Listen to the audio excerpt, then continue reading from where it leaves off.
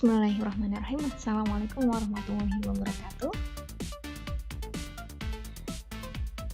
Alhamdulillah, hari ini kita akan mempelajari lanjutan dari materi sebelumnya, yaitu masih tetap mengenai flatbed knitting machine atau mesin untuk rajut, dengan kali ini lebih modern lagi, yaitu dengan menggunakan komputerisasi, dan nanti juga kita akan belajar 3 dimensi.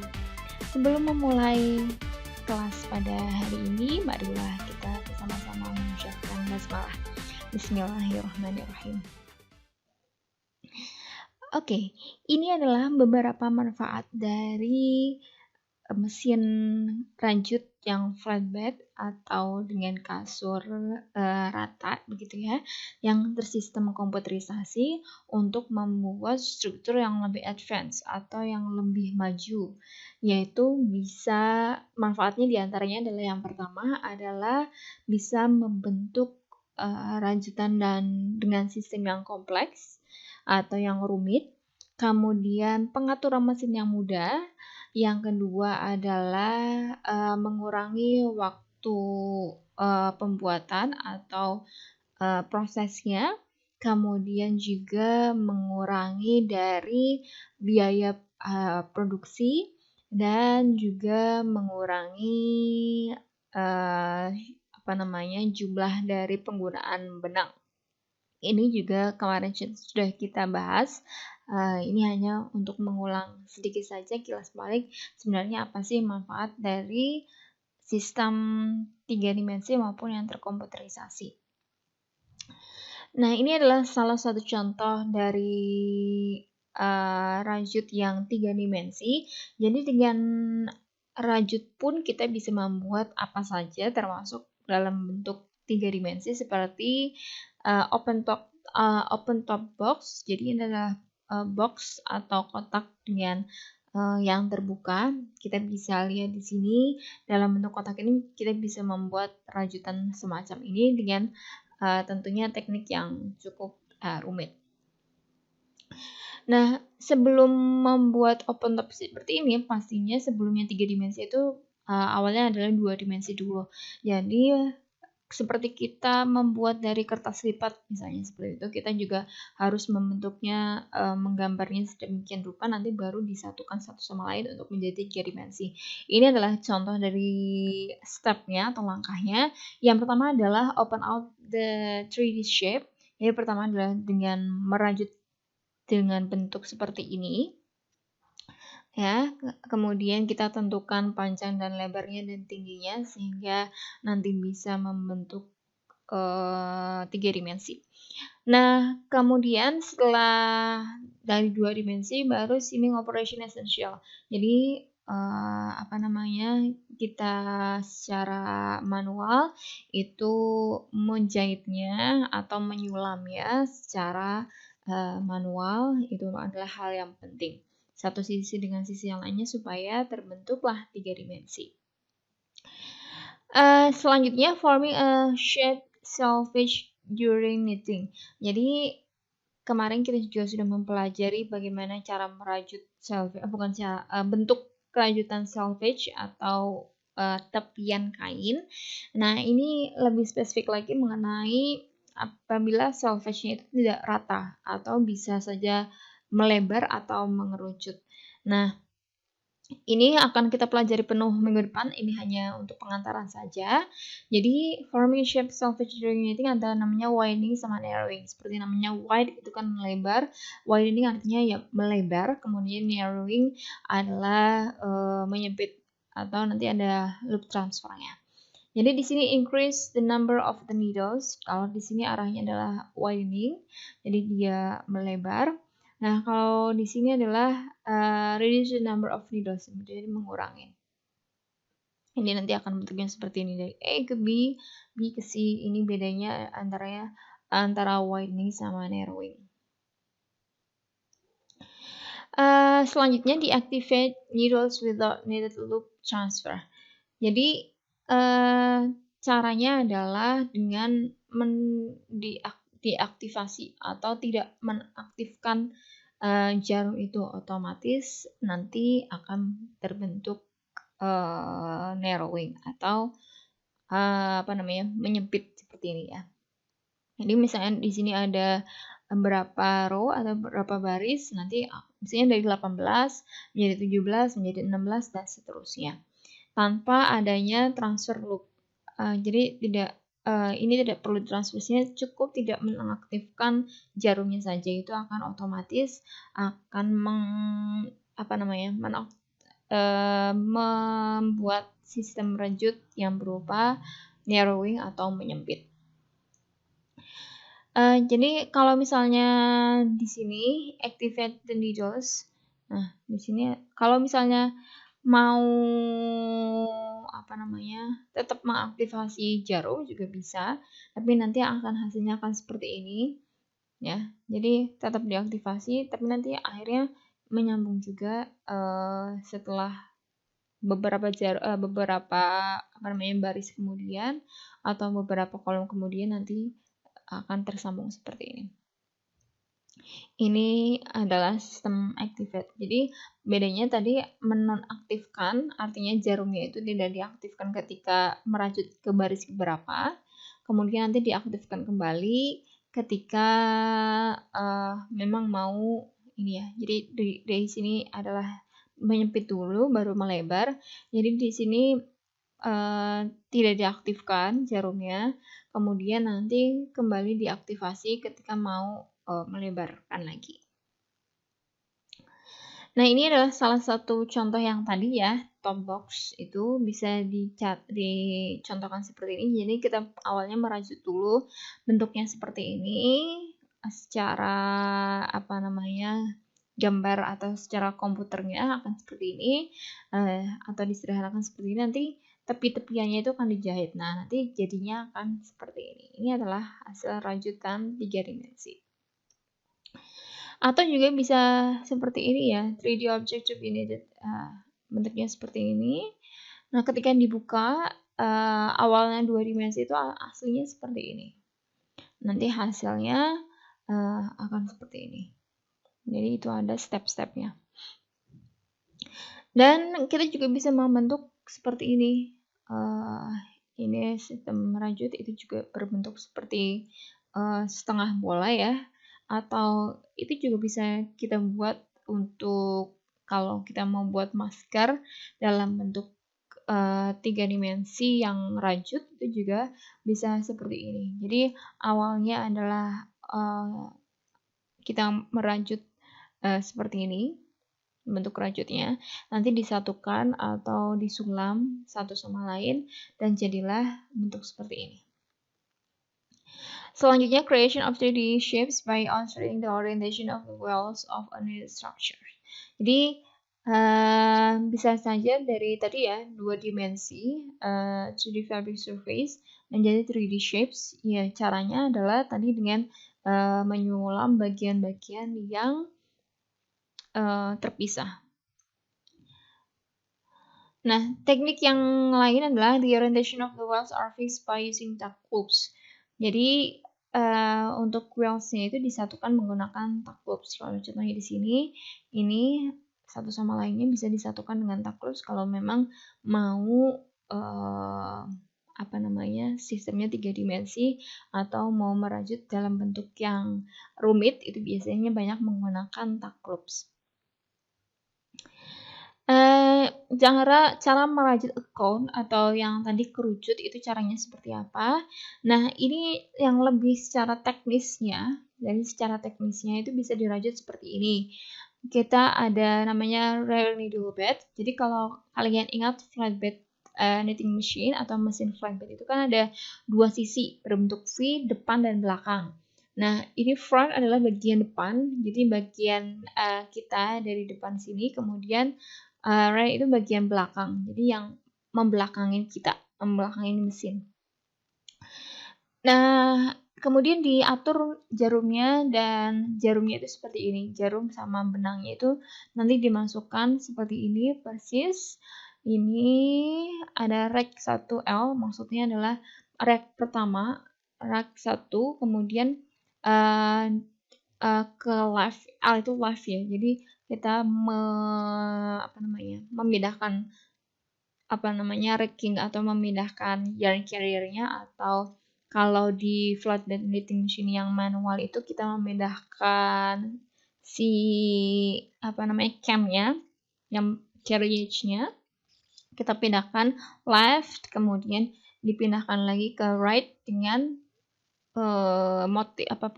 pattern atau dengan jarum dan motif untuk benang yang sama seperti ini.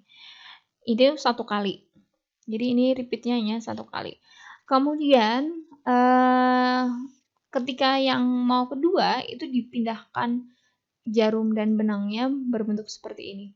Ini rare-nya seperti ini, yang diaktifkan adalah ini dan ini untuk loopnya. Kemudian untuk front needle bed-nya diaktifkan seperti ini. Ya, kemudian di racking lagi atau dipindahkan lagi, carriage-nya kita geser, kemudian rack one right, jadi ke kanan, itu juga bentuknya sama saja. Ini repeat 2 kali. Jadi cara membentuk cone atau kerucut caranya adalah seperti ini. Diatur sedemikian rupa, nanti hasil akhirnya akan membentuk cone atau kerucut. Nah, struktur yang rumit yang lainnya lagi ada yang namanya spacer structure. Jadi struktur spacer terdiri dari lapisan yang terpisah, independen, yang mandiri artinya ya. Jadi ini adalah lapisan satu, atas dan bawah itu adalah rajutan tapi ya terpisah awalnya. Kemudian yang menyatukan apa? Namanya adalah spacer yarn. Ada jenis benang memang untuk menyatukan dua jenis ini. Nah, biasanya menggunakan monofilament. Di sini disebut interconnecting spacer yarn. Artinya adalah benang spacer yang menyatukan dua lapisan ini. Contoh dalam kelihatan wujudnya akan seperti ini ya. Jadi kalau kita lihat, ini tadi lapisan 1, lapisan 2, kemudian ini adalah monofilament atau interconnectingnya. Nah, kalau dilihat seperti cross sectionnya atau penampangnya akan seperti ini. Nah, ini terbuat dari monofilament. Ini layer 1, layer 2, kemudian yang digunakan di sini adalah polyester yarn, bisa saja. Atau polyester yang mungkin di sini digunakan adalah monofilament. Nah, methods of connecting to two plain knitted surface layers. Jadi menyatukan dua lapisan rajut itu bisa menggunakan beberapa cara. Yang pertama adalah dengan menggunakan tack loops. Kemudian yang kedua adalah dengan mengkombinasikan berbagai macam struktur rajut yang berbeda, misalnya tadi tack loops, kemudian plain, kadang-kadang purl, rib, dan lain-lain, itu juga bisa menyatukan dua lapisan yang berbeda. Atau transferring knit loop, jadi dengan mentransfer loopnya itu, misalnya tadi dari jarumnya diaktifkan, kemudian dinonaktifkan, dipindahkan dari front ke rear, atau sama-sama front dari kolom 1 ke kolom 2, dan lain-lain. Nah, ini adalah contoh untuk membuat spacer structure atau struktur yang tadi ya. Jadi yang bagian bisa menggunakan struktur interlock, bisa menggunakan struktur loops. Ini bagian jarum bagian belakang, ini jarum bagian depan. Jadi yang pertama itu jarum bagian belakang yang diaktifkan, jadi semua loop akan ke sana. Kemudian baris yang kedua nanti akan di front needle bed semua, jadi transfer semua loopnya. Kemudian baris selanjutnya akan berbentuk seperti ini, baris selanjutnya akan seperti ini. Nanti akan membentuk struktur spacer. Atau menggunakan tack loops. Jadi awalnya belakang dulu yang diaktifkan semua, jadi semuanya loop itu masuk ke jarum belakang.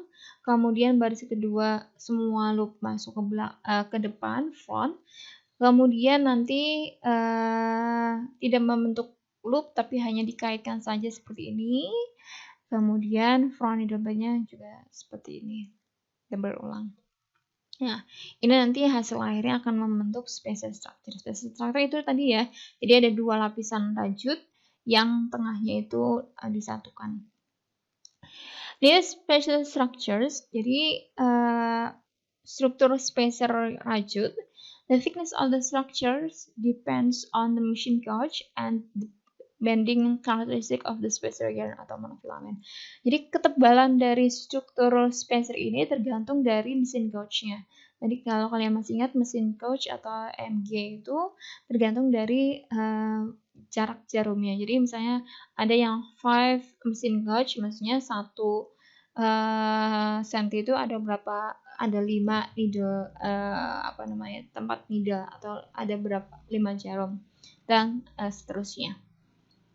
Dan juga tergantung dari karakteristik beddingnya si benangnya itu sendiri atau monofilamennya. Jadi kalau tergantung kita mau jaraknya seperti apa, kemudian bendingnya, kekuatannya itu tergantung dari yang bagian tengahnya. Kemudian the degree of the softness depending on the angle of the inline tuck stitch and the fiber materials. Kemudian kelembutannya itu juga tergantung dari si jahitan taknya itu atau rajutan taknya itu, dan tentunya saja kelembutan tergantung dari serat yang dipilih. Nah, ini contoh dari spacer structure yang digunakan untuk pembalut yang ditanamkan dalam kain. Jadi incontinence pads out of super absorbent fibers integrated in seamless pants. Jadi ini adalah jenis celana yang seamless pants. Jadi celana yang tanpa jahitan pinggir, jadi langsung dibentuk seperti ini di mesin rajutnya. Kemudian spacernya adalah ya pads ini, karena itu ada bagian belakang atau lapisan bawah dan lapisan atas. Nah, di dalamnya ini adalah spacernya atau padsnya atau bantalannya yang super absorbent. Jadi di dalamnya ini adalah serat yang menyerap banyak. Technology of knitting 3D structures. Jadi ini adalah teknologinya seperti apa stepnya. Begin forming stitches on empty needles. Jadi dimulai dengan membentuk rajutan di jarum yang kosong. Maksudnya pertama ya memang jarumnya tidak diaktifkan dulu, baru dimasukkan rajutan yang awal. Kemudian yang kedua, holding on the needle loops on selected needles while forming stitches with the other needles. Jadi loopsnya itu terbuka, di hold dulu, kemudian loopnya itu sambil dibuka sambil membentuk stitch yang selanjutnya lagi di jarum yang selanjutnya dan di jarum yang lain. Kemudian yang ketiga, transfer needle loops on selected needles to neighboring needles. Jadi mentransferkan ke rajutan loopnya rajutan itu ditransfer ke jarum sebelahnya, neighboring needles itu jarum sebelahnya. Vary the stitch length during the stitch formation. Kemudian panjangnya stitch atau rajutan atau jeratan itu bisa diubah-ubah tergantung kita mau bentuknya seperti apa. Nah, ini adalah cara untuk membentuk 3 dimensi. Jadi agak rumit ya. Jadi loopnya itu sementara ditetapkan, ini yang nomor 2, loopnya itu dijaga, tidak perlu dipindah-pindah, tapi sementara itu masih membentuk jeratan yang lain di jarum yang lain juga. Itu nanti bisa kita lihat di yang tadi ya contohnya. Contohnya nanti akan seperti ini. Jadi rajutnya itu tetap, misalnya di sini rajutnya itu tetap, kemudian nanti dipindahkan lagi ke rajutan sebelumnya, sesudahnya, dan seterusnya.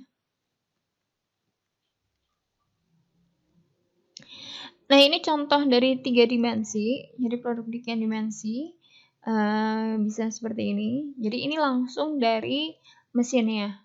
Kita hanya misalnya menjahit menyatukan bagian-bagian tertentu, misalnya tepinya. Tapi ada juga yang tepinya itu langsung juga dibuat. Ini juga bisa langsung jadi 3 dimensi. Kita hanya menyatukan ininya, misalnya pinggirannya, dan lain-lain. Jadi awalnya bisa 2 dimensi dulu, bisa juga langsung 3 dimensi. Jadi memang butuh keahlian untuk membuat planning 2 dimensinya dulu. Ini juga awalnya juga 2 dimensi.